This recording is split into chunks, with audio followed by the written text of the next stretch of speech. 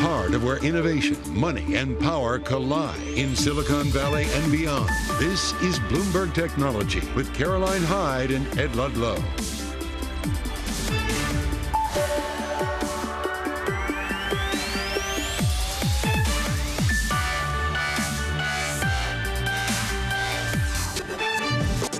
I'm Caroline Hyde at Bloomberg's world headquarters in New York. I'm Ed Ludlow in San Francisco. This is Bloomberg Technology. Coming up, Apple gets slapped with a €1.8 billion fine by the EU. That's for abusing its dominant position in the distribution of music streaming apps. We'll bring you all the details. Plus, AI startup Anthropic is launching new versions of its chatbot Claude that are twice as likely to answer a question correctly. We discussed the launch with Anthropic President Daniela Amodi. And Amazon employees catch a glimpse into the future of work with humanoid robots as they enter their warehouses. We'll go behind the scenes for a look at Agility Robotics' two-legged bot named Digit. All that, so much more coming up. Let's get into these markets, though. And look, after 15 records on the S&P 500, we just give up some of our gains, and I shine a light on what's happening with the NASDAQ. We're only off by about 0.1%. But notably, we are just having a little bit of caution after we digest a lot of the market run-up that we've seen most broadly in AI stocks in particular. Golden Dragon Index, I want to shine a light on what's happening on Chinese stocks. Look, the MPC is upon us. We're still not perhaps going to get the articulation of a grand focus on growth and stimulation coming from China. And indeed, where is the press conference from the Premier? That's not going to be happening this time. Some anxiety around Chinese stocks, and we see that reflected in the US trading of those names. I'm looking at the 10-year yield just up 3 basis points. We look ahead to the jobs data that we get later in the week, a little bit more Fed speak, so all eyes on where we go in terms of the data. But we see bonds just trading a little bit lower. What is not trading lower, what continues to outperform, and of course, thin liquidity on the weekend manages to continue into a drive up today on Monday trading, 5.7% higher in good old Bitcoin. We are getting ever closer to that all-important record level that we had of 69,000. We're currently at 66.421. So keep an eye on that particular risk asset, Ed. What have you got on the micro? Well, another name that's pushing higher is Nvidia. This is Nvidia's market cap, $2.13 trillion, the milestone that it reached Friday's close and into Monday, as it's now the world's third most valuable company by market cap on a dollar basis, jumping above Saudi Aramco. We'll continue to track that. Maybe we can discuss it a little later on the show. One other mega cap, the number 2 company in the world, Apple, is moving to the downside. The stock down 2.7%. That represents a drop of around $80 billion in market cap in this session alone. At one point, the stock down more than 3%, which would be a $100 billion market cap drop. This is not only the first EU antitrust fine that has been directed towards Apple, but I think it's significantly bigger than we thought it was going to be. 1.8 billion euros, $2 billion. And it's all about market abuse in a music streaming context that Apple plans to appeal. They're going to push back on this, and I think we brace ourselves, Caro, for a lot of litigation to come. And of course, we know who delivers those fines, who continues to focus on big tech, is the EU competition chief, Margaret Vestager. Let's just hear what she had to say about it. Today, the Commission has fined Apple 1.84 billion euros for abusing its dominant position on the market for the distribution of music streaming apps. Let's get over to Brussels, where that news comes from. Bloomberg's Oliver Crook is with us. And Ollie, what's interesting is, yes, the money, but when you're looking at Apple in terms of hundreds of billions they've got in cash, the money doesn't always matter. It's the precedent, and it's also what changes in behavior that the EU is demanding, right? Absolutely. I mean, this is a much larger fine, as Ed was outlining, than we had anticipated. I mean, the reporting on this was 500 million euros was expected. This is almost 4 times that, right? So there is a sort of a bit of a shock there, and it's all about abuse on the iOS, on the app, on what sort of apps and what kind of competition Apple was allowing to have from other people. And the EU has said, come out and said it plainly, how Apple acted was illegal. They've been doing it for 10 years, and they need to remedy this immediately. There is some doubt, perhaps, that this will be enough money to change behavior. However, again, it's coming in quite above what everybody had anticipated. And Apple saying that they're going to appeal it, that the regulators haven't proven, because this is a market that has still grown. But Vestager herself was saying that something like 20% of consumers who might have adopted Spotify did not get the chance to even see it. So this is really what's going into the crosshairs into a week where there's a major piece of legislation on tech regulation coming out of Brussels. We just showed Apple's response to the fine and the announcement. They gave a kind of pointed quote saying that in the context of competition, they feel that today's decision protects one clear European company, which is a market leader in music streaming. They didn't name them, but they're talking about Spotify. What is the debate here, Oliver? You have the EU saying one thing and Apple basically saying the opposite. Yeah, well, Apple's saying, how can you say we've had such an effect on this when Spotify has done amazingly well, has done a huge amount of growth, and has not really suffered by, according to them. Of course, Spotify does not see things quite the same way, and Margaret Vestager had mentioned this in the press conference that she held earlier today, saying that basically you don't know how much more growth was available here potentially to Europe. So listen, you're going to hear this from Apple, you're going to hear this from the United States, but here in Europe, I mean, they really want to stake their claim on being the regulators, and it comes, again, the Digital Markets Act, which will come into force on Thursday. Think about it. We're talking about one company, the App Store, and dealing with music streaming. Starting this Thursday, you have major tech companies that are going to be touched by regulation that is trying to deal with all of this kind of competition in a major way. And that's not just in the App Store, and it's not just with these sort of apps. It is all encompassing. And they really want to set a strong message that you need to comply and that they are serious and that they are here for business. I mean, listen, when you look at this actual fine, 1.84 billion, right? They broke this down. When you look at the arithmetic, it's quite interesting. 1.84 billion. 1.8 of that is a lump sum that was put on top specifically because it was Apple. And why? Because it correlates to their annual revenue, 0.5%. So this is the EU saying that they're here and they're here for business. All right, Bloomberg's Oliver Crook out in Brussels across one of the top stories. And tune in tomorrow when Oliver will sit down for an interview with EU Executive Vice President Margrethe Vestager. Coming up on this program, we're going to talk about Reddit's IPO, artificial intelligence, this collapse of Silicon Valley Bank, a big and broad conversation coming up with Citizens Financial Group Chair and CEO Bruce Van Saun. Caroline, I see some breaking news in the airlines. Yeah, keep an eye on Boeing in particular. This is a big breakthrough for them. American Airlines is indeed going to be agreeing to buy 260 new short-haul aircraft from Boeing. That includes, 85 Boeing 737 MAX 10s. That's a key endorsement, therefore, for the plane maker after, we know, January's near catastrophic incident on the airborne Alaska Airlines flight. Currently up 2.3% on American Airlines. Boeing still off by some 0.3%. So 85, we're going to be seeing Boeing MAX 10 aircraft and 85 A320neo planes from Airbus. So look, actually, there's still a 90 Embraer SAE 175 regional jets too. So American Airlines is spreading the love, but it is giving a 85 endorsement to Boeing MAX 10 aircraft. This is Bloomberg Technology.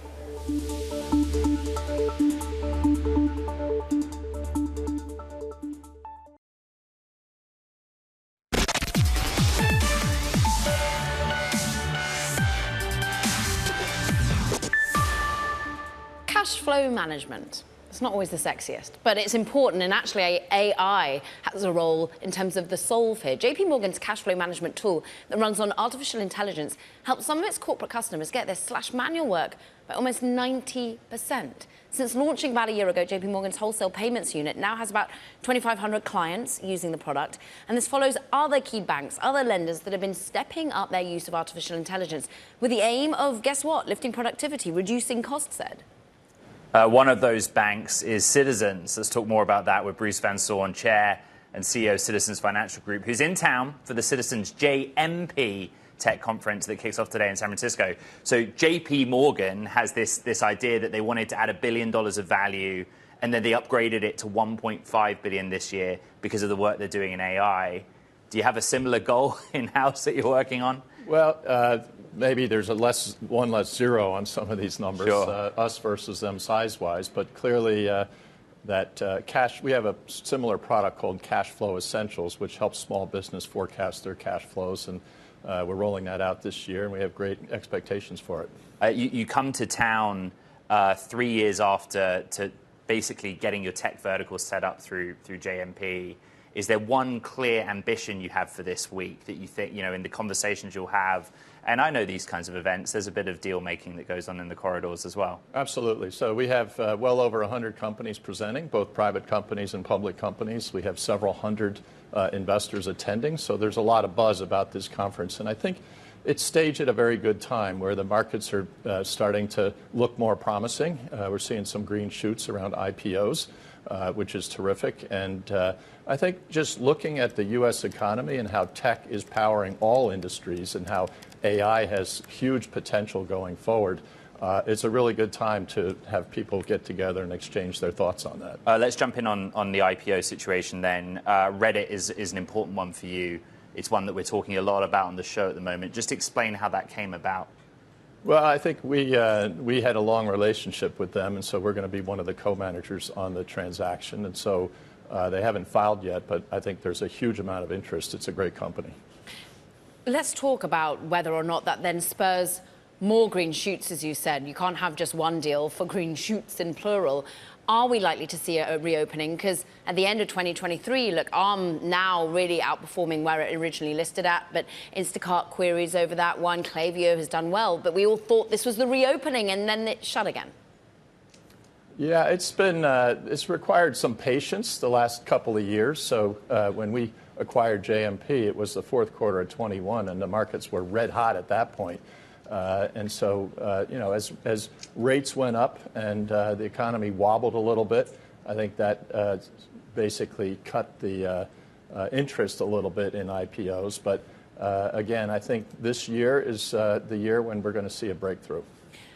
Do the breakthroughs have to talk up artificial intelligence, the data that can be leaned on, for example, within Reddit, the areas of expertise that they're in different adjacent industry groups?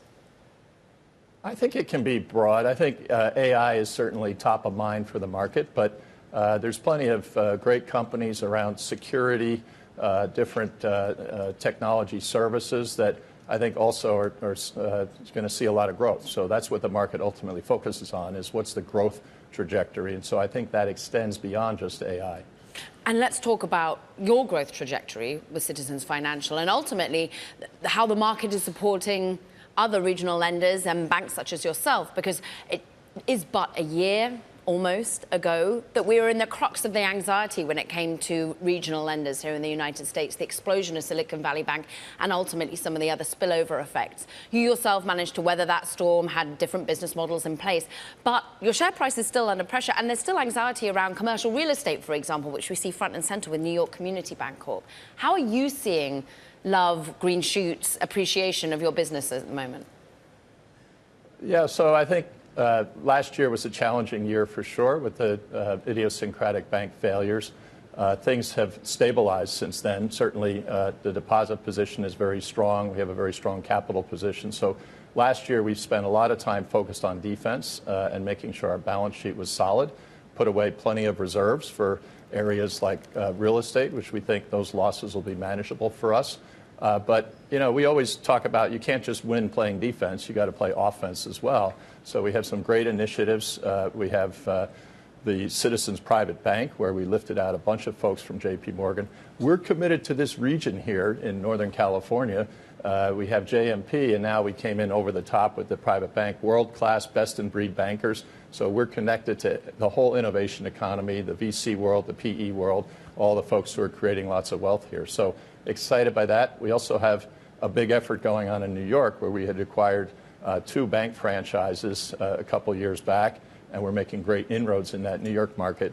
And then I would say the third thing that we're high on is just our ability to serve private capital around the country. So we've built out an M&A capability, sponsor coverage capability, and so we're really anticipating when private capital really kicks in. I think you'll start to see more deal flow in PE. Certainly our pipelines are looking very strong for the year. The lesson that I learned out of what happened a year ago with Silicon Valley Bank is how concentrated the access to working capital was for technology companies, SMEs essentially. Yeah.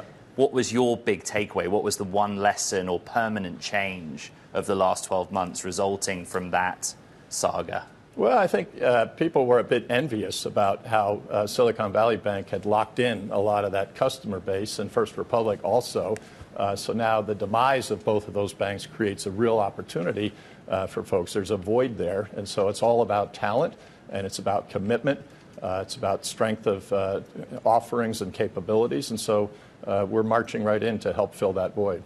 And you're going to be hearing from some of those businesses, those sectors you're shining a light on at your event this week. We thank you so much, Bruce Van Saun, Chair, CEO, Citizens Financial Group, and the focus in the tech space. Meanwhile, coming up, let's talk about some legal ramifications. Elon Musk suing OpenAI, why this lawsuit matters.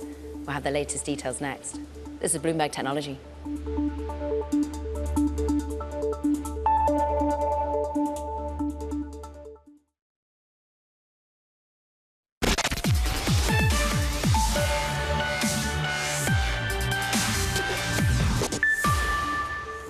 Let's just return to look at the Elon Musk lawsuit against OpenAI filed last week, alleging the company violated its founding mission, putting profit ahead of benefiting humanity. VC community weighing in, Andreessen, and of course Vinod Khosla that we saw over the weekend. But let's get a legal perspective for you. Christina Garnier is with us, technology lawyer over at Jeffer Mangels, Butler and Mitchell, whose practice focuses on technology transactions, on intellectual property, and a whole raft of areas that have caught the technology sphere and its focus. But Christina, is this some sort of distraction, as a Vinod Khosla would say at the moment, these sorts of legal implications for OpenAI, or will they force some sort of transparency as to whether or not artificial intelligence should be being grown in a closed environment or indeed an open one?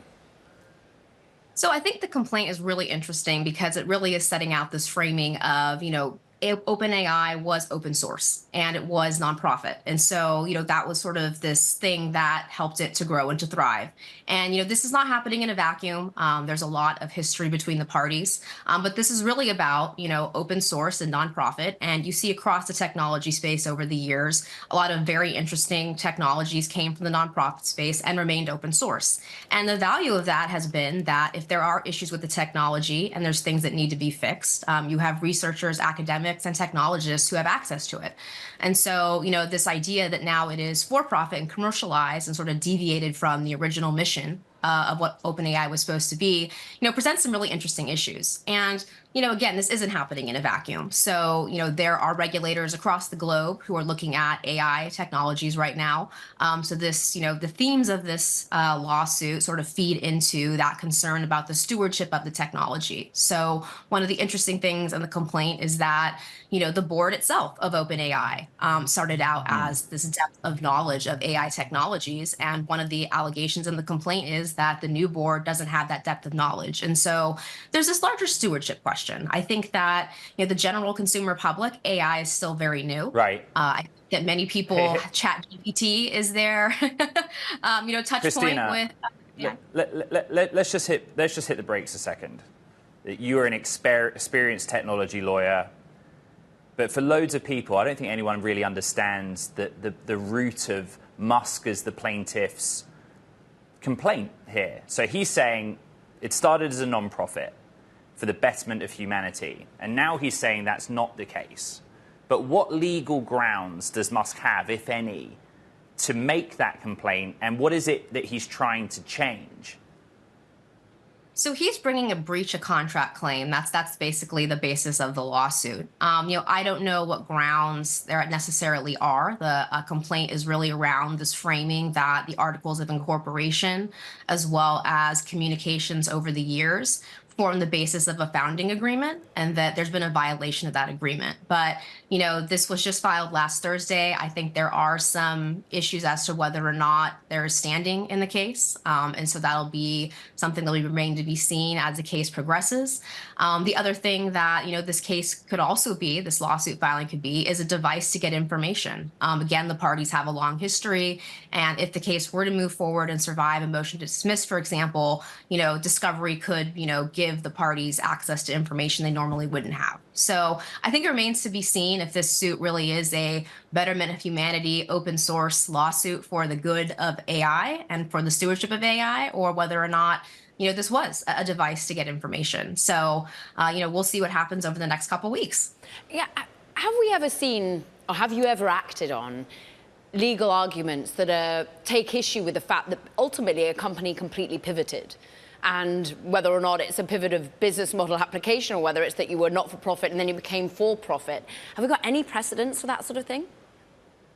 There's not a lot of precedence in the space. Many technologies that start as nonprofit do remain so, but I think part of this is transparency. I think that, throughout the complaint, there's reference to just the transparency in the process, the transparency in the transition between this nonprofit open source model and what we're finding today. So a lot of this comes back to things that, have been well tread ground over the last, year or so in terms of just the transparency at OpenAI and the communications coming out of the company.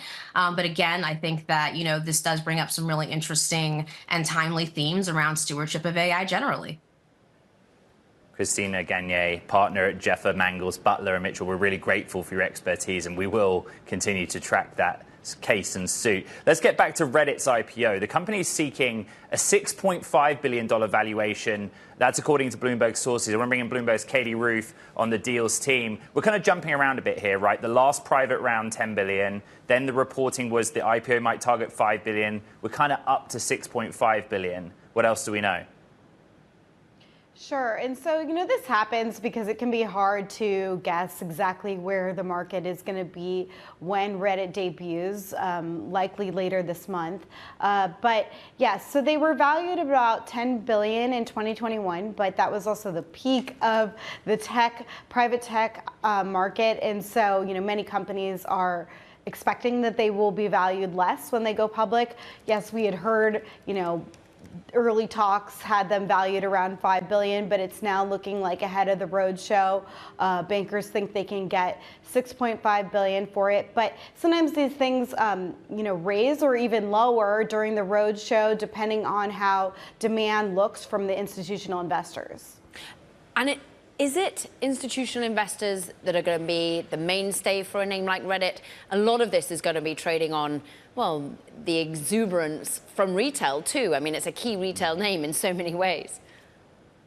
Sure, I'm sure Reddit would love to have both kinds of investors, but bankers really target these large institutional investors to try to hold the stock because they need large anchors that they can trust will, keep the stock for a while. So during this roadshow, they're going to, market Reddit to these investors, try to get a sense of how much demand is there, and then set the price accordingly.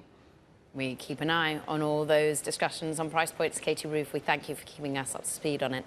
Meanwhile, coming up, we're going to keep you up to speed on the latest real product iterations happening within AI. Anthropic announcing Claude 3 model family.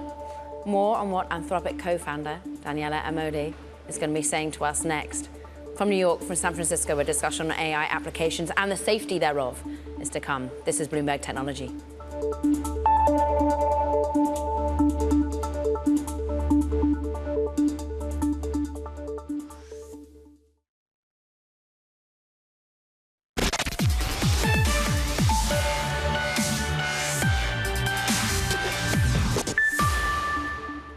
Welcome back to Bloomberg Technology. Ed Ludlow here in San Francisco. I'm Caroline Hyde in New York. Let's get you a check on these markets because a little bit of give in the overall perspective of NASDAQ and the S&P 500. We'd had, 15 record highs for the S&P 500. We're just taking a little bit of money off with a little bit of calmness ahead of the jobs data later this week. And, of course, we continue to build the narrative coming from the Federal Reserve. NASDAQ 100 off by 0.2%, let's call it.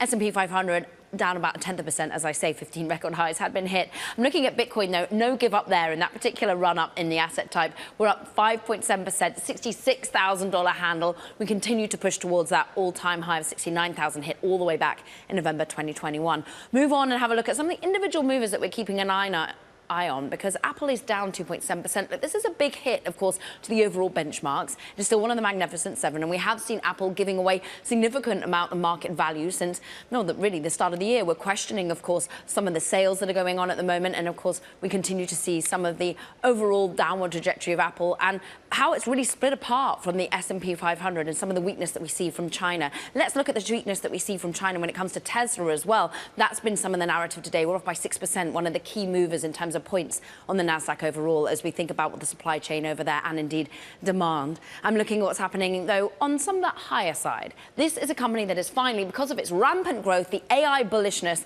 has been entered into the S&P 500 index. We're up 24% on the day. We know it is a hugely volatile name, but keep an eye on Supo Microcomputer, Ed. What have you got?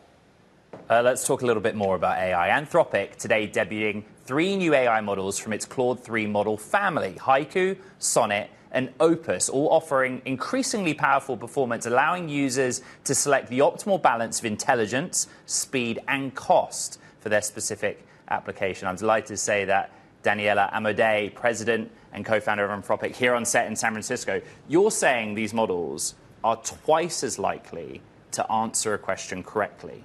What do we mean by that? So first of all, Ed, thank you so much for having me on the program today. We are very excited to be announcing this new model family of Claude 3. And really, when you say, twice as likely to answer, correctly, what that means is how high or how likely is it that one of these models will sort of make something up?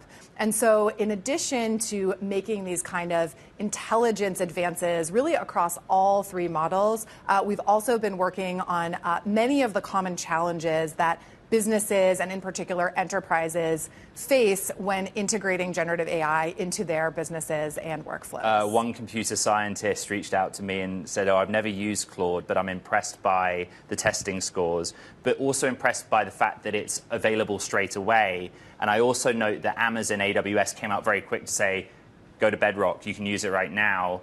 Bedrock's been a real success for you guys in commercializing the underlying models. Just explain the rollout and how you're able to do this immediately.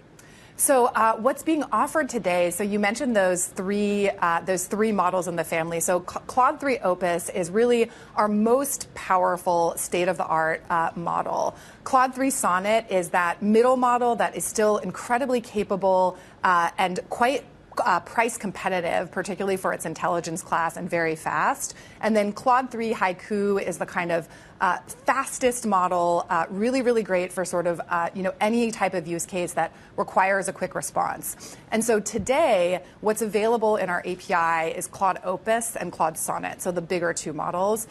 Claude 3 Haiku will be rolled out in the coming weeks. And then on AWS Bedrock, you can access Claude Sonnet, that middle model today. And also on GCP Vertex in private preview, you can also access Claude Sonnet. And I'd be remiss to not mention Claude AI, our consumer product. You can access Claude Sonnet for free, and Claude Opus is available for our pro users as well. Daniela, what's been interesting about the focus that you've had at Anthropic is on the commercial use, is on the business case use. And I'm interested, Opus is relatively expensive compared to some of the competitors out there. What your client base drawn to? Is it still the focus on safety, which was first and foremost, or what else are you winning them on over the competition?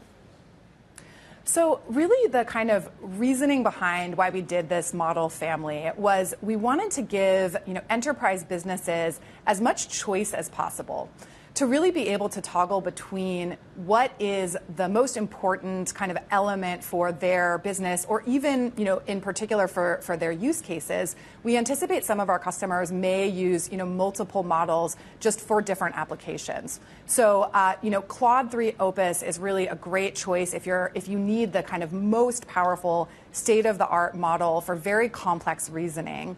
And I also, should say, so much of our enterprise kind of strategy has been around building these models and making them increasingly more intelligent and fast, but really also ensuring that throughout we are prioritizing reliability and trustworthiness. So many of the businesses that we build on, that build on Claude, really require a deep amount of trust with the customers that they're ultimately building for. And that's really been kind of a guiding factor for us as we have been training these models for our customers.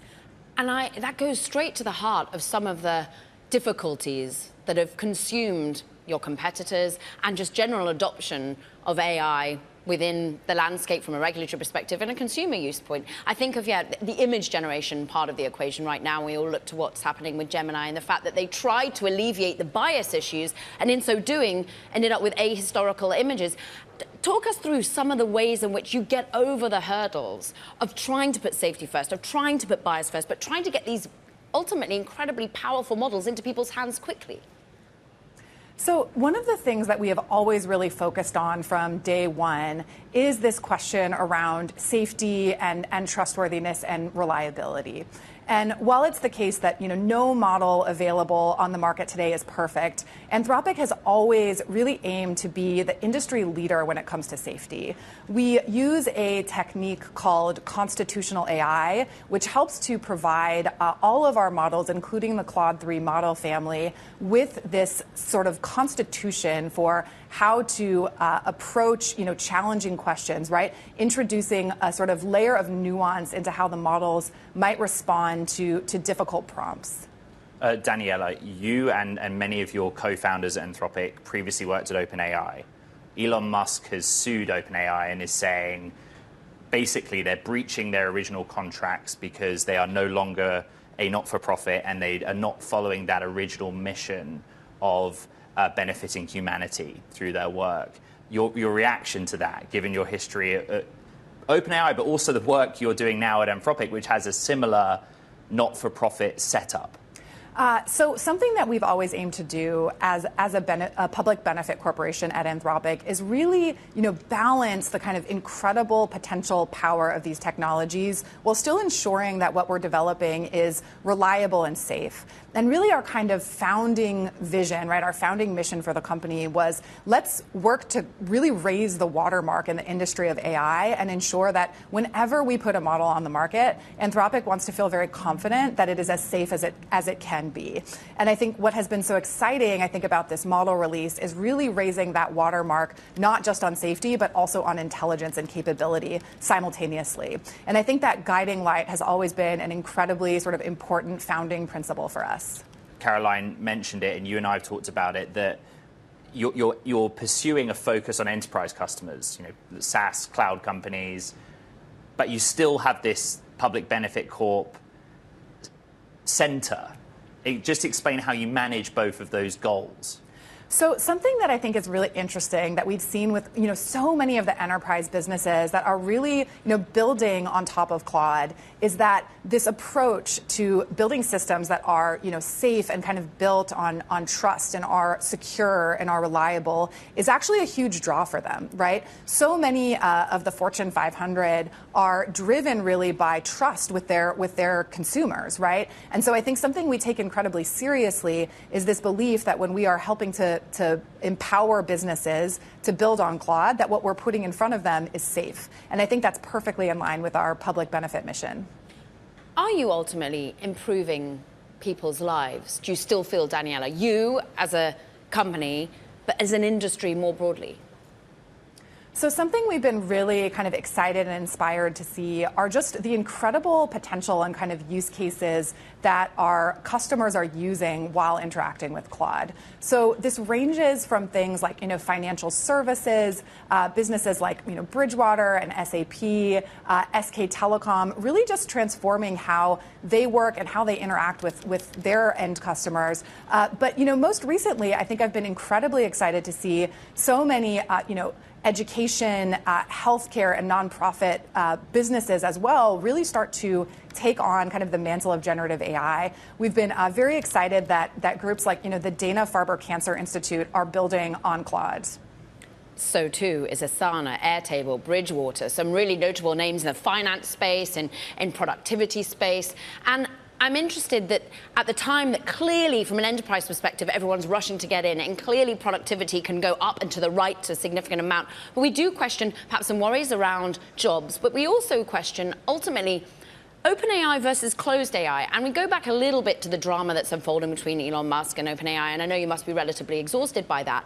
But I look at what Vinod Khosla, for example, has been tweeting about, saying that ultimately Sam, Greg, and the team over at OpenAI have been pushing out faster, better products, and they need to be in a more closed space. OpenAI and ultimately artificial intelligence innovation shouldn't be done permanently in some sort of open test way and means of doing it. Do you agree? What is your ethos on open versus closed, Daniela?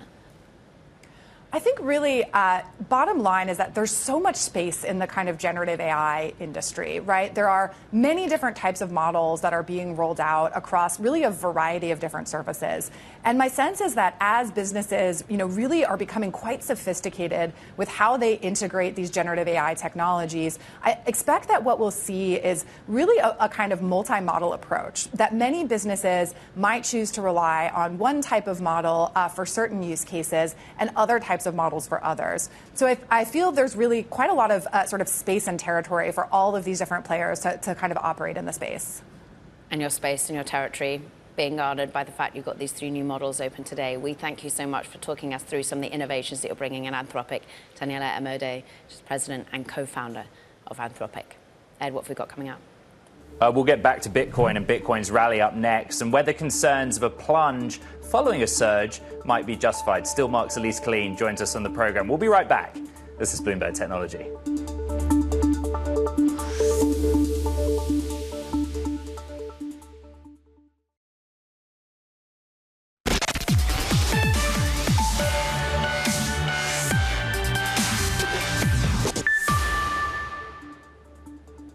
It's time for Talking Tech. First up, cyber attackers backed by North Korea are said to have infiltrated 2 South Korean semiconductor equipment firms late last year. That's according to South Korea's Seoul spy agency. The agency is advising companies to take precautions after detecting attacks in December and February in which hackers stole products and manufacturing blueprints. And shares of C are giving up gains after the company reported a smaller than expected drop in earnings. Southeast Asia's largest internet firm rallied as much as 19% in pre-market trading. The company says it sees improving prospects for its e-commerce and gaming business, alleviating some concerns of slowdown in its online retail arm, Shopee. Plus, SpaceX and NASA saw a successful launch of Russian and American astronauts headed to the International Space Station, where the 4-person crew is expected to spend 6 months. The mission, dubbed Crew 8, marks the 13th assignment for SpaceX, carrying a live crew, and the 8th operation for NASA with a commercial crew to the ISS. Caroline. Well, other things, maybe going to the moon in certain spaces. Let's talk about it with VC Spotlight Moment. Get back to Bitcoin and discuss the run that we've seen across crypto more broadly. Can we, of course, be questioning some of the parabolic run that we've had? Is it valid, and is there leverage behind it too? I'm pleased to welcome a long-term player in the space, Stillmark founder and managing partner, Elise Killeen, who really has been thinking about the ways in which to scale and to make more efficient the space of Bitcoin and layer 2s within that. But Elise, more broadly, when you're looking at the run-up in a price point, you must be exhausted by the fact that everyone looks at this basically as sort of an asset to be, well, betting on and exchanging hands. But does it make sense to you? Are you worried about any leverage, any volatility?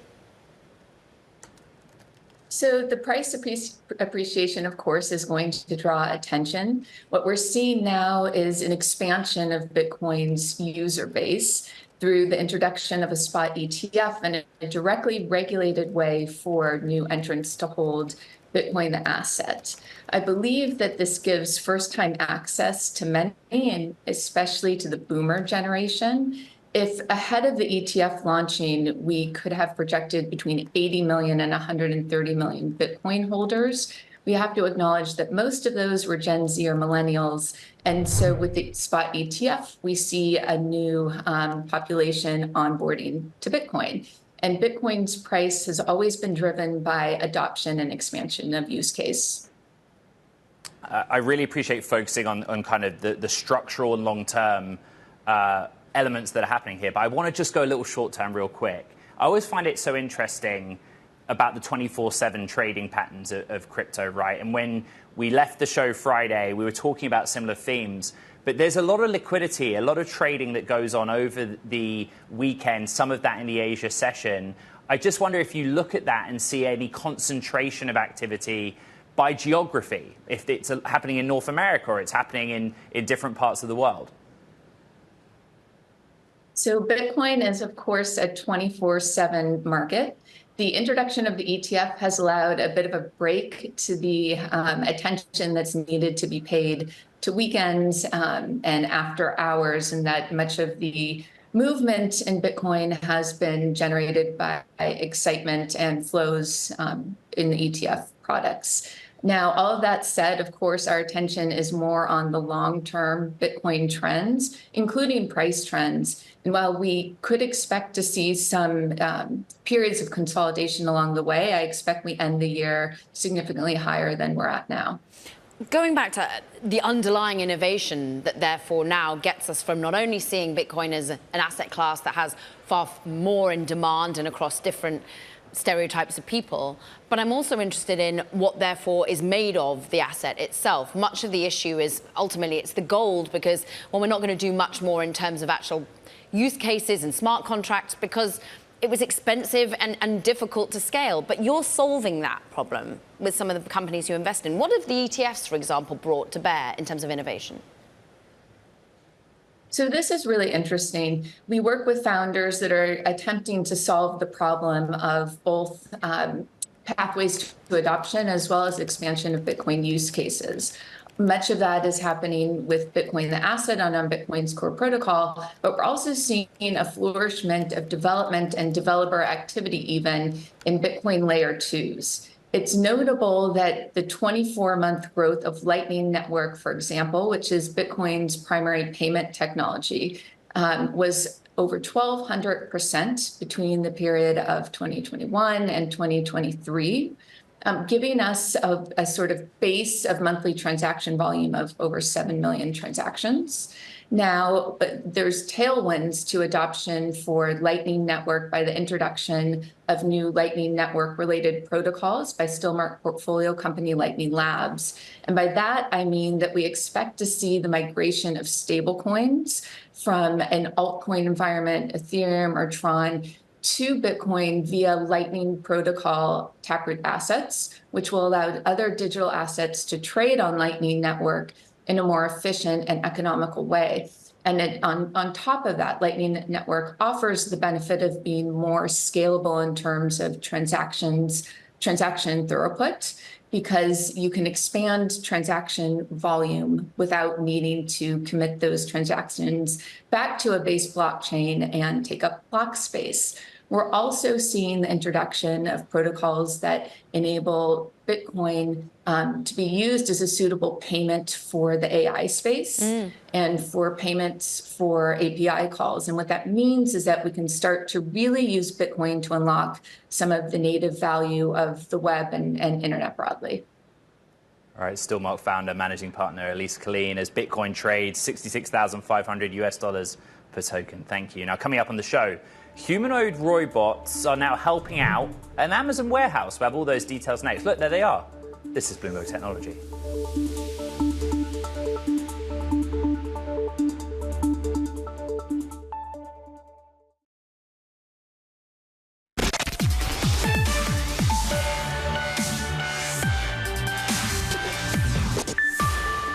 Employees over at an Amazon warehouse near Seattle recently got a glimpse of the future of work, and it's very sci-fi. A 5'9" robot that looks like a human, walks like a bird, and has glowing white eyes. Let's bring in Bloomberg's Matt Day, who got to meet Digit, or the Digits, and at the moment they're doing pretty menial tasks, ferrying boxes, empty ones, backwards and forwards. But, I mean, are we at the cusp of some breakthrough? What got us here? Why does it feel so sci-fi? Yeah, it really feels like we are. I think a lot of it is just sort of the consumer electronics revolution, broadly speaking. Motors are cheaper, little actuators that make these guys move and be able to bend and flex. Battery technology's gotten a lot better. And then recently you layer AI on the top of it, right? These robots don't really make a lot of sense if you have to have somebody piloting the controls, but if you can do it sort of systematically and have them kind of reason their way through the world, then maybe this all starts to work. There's a lot happening in robotics, right? Think about Figure AI, think about what Tesla is doing with Optimus. But it's not sort of real-world deployment. What is Amazon's plan to make this commonplace? So Amazon hasn't told us a whole lot about their roadmap, but what we know now is that they are testing these robots, like you said, to move totes in their warehouses. There are a lot of spots in Amazon's facilities, which are already highly automated, that still require, flesh and blood, somebody picking up boxes, moving boxes to a conveyor belt from a pallet. That work is pretty dangerous. A lot of people don't want to do that work anyway because of relatively low pay and kind of hard pace of work issues. So they're pitching, or at least Agility Robotics is, that they might have a solution to this in the form of Digit, their little white-eyed robot. Go read your piece in Business Week, go and see the pictures. It looks like they're doing push-ups in one particular piece, but apparently they're hibernating. Matt Day, we thank you. That does it for this edition of Bloomberg Technology. Check out the pod, dear viewer, dear audience member, wherever you get your podcasts from San Francisco and New York City. This is Bloomberg.